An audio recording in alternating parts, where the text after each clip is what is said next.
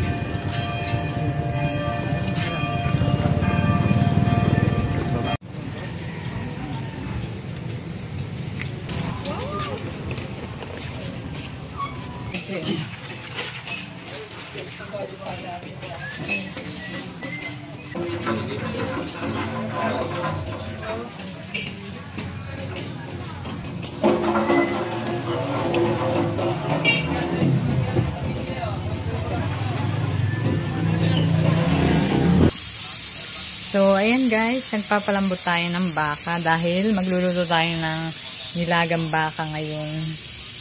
Ito na rin ang ating mga gulay. Marami yung gulay natin. May patatas, may pechay bagyo, tsaka may ano din, beans. Diba? Parang madaming gulay.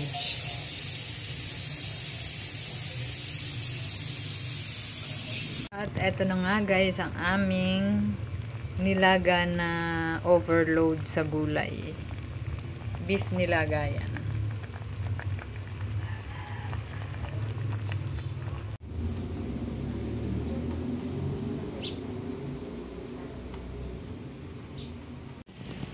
Kasi tulog ka na kagabi. Oo, nag 7-Eleven pa silang dalawa. Si Daddy tsaka si Ate. No? No? Ay. Yun na.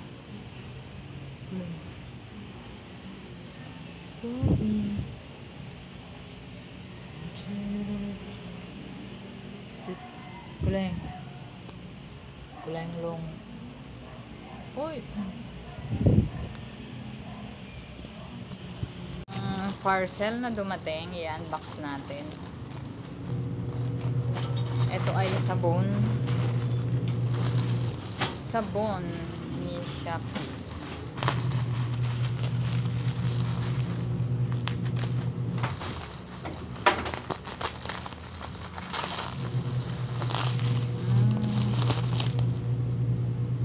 Ito pala siya. Wait lang. May free din siyang shampoo. Meron siyang free shampoo. Kasi dalawa yung in-order ko. Brilliant Acid Soap. Micro-exfoliating. Eto. Tatry ko to kasi dumadami na ang aking mga ang tawag dyan? Dark spots ba? Or melasma. Hindi na masyadong halata pero dumadami-dami na siya. Tingnan natin kung matatanggal ba nitong Brilliant Acid Kojic Acid Soap. Ayan, dalawa siya ang in-order ko sa halagang 150. 150, parang okay na siya. Okay siya sa presyo niya.